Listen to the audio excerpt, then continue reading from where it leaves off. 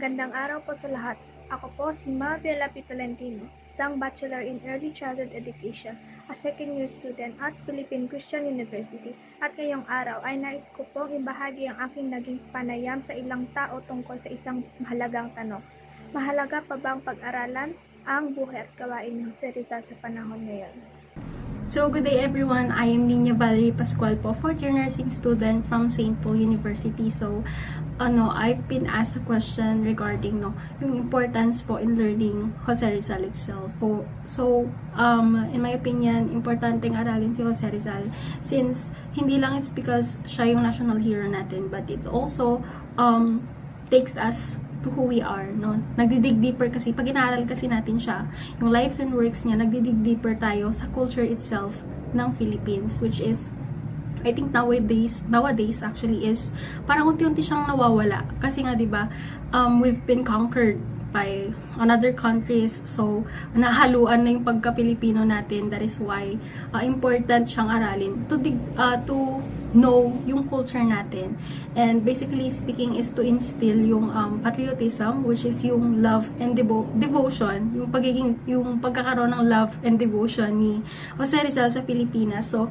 with that is ang kailangan kasing ang pinapatunay nito is kailangan din natin magkaroon ng patriotism sa country natin, and along with that is to foster yung nationalism, yung pagiging loyal natin sa country natin. So another reason perhaps is that to know yung nagawa niya, and sa mga ideas niya na yun, yung mga nagawa niya is pwede rin natin siyang ma-acquire, and then pwede rin natin siyang gawin sa modern days, especially ngayong mga maraming issues sa bansa natin. So in summary, it is important to know, to understand, and to learn Jose Rizal itself, kasi dito natin malalaman yung pagiging Pilipino, and with being a Filipino, we should be proud of being who we are. So, yun lang. Pag-aralan ang buhay at gawain ni Jose Rizal sa panahon ngayon. Kasi siyang salamin ng mga kabataan para bumayo, para magising ang mga kabataan na sila yung dapat maggabay at maayos ang Pilipinas. Kasi para kay Rizal, ang kabataan ng buhay yun ang kanyang saying.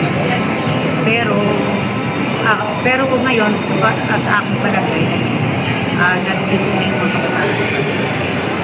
May pagtanggol nila talaga. Ayun, gising na kayo. Kasi yung katotohanan, dapat talaga, kaya napakahalaga na pag-aralan ang naging buhay at gawain sa kasi ito yung magsisilbing gabay natin, gabay ng kabataan, para maging maayos ang Pilipinas at para magising ang mga taong tiwali yung mga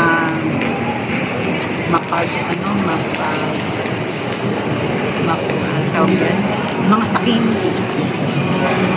na naglibana sa ating pamahalaan, sa ating bayan. Kaya lahat ng ginawa ni Rizal, ang kanyang Monument Camera at Industries, dapat pinag-aaralan pa rin natin sa kanya. Kasi ito lang yung gigising. Kapag nabasa mo yun yung panggising. Panggising, hindi lang sa kabataan, hindi sa maraming tao. Kapag yan inalis, hindi mo na maaalala kung ano yung mga nangyari mo. Kaya ngayon, ang nangyayari sa atin, yung kapwa natin, ang tumataranta sa atin. Kailangan, magising tayo, magising lahat. Ang buong Pilipinas. Sa mga hindi na magagandang nangyayari sa atin.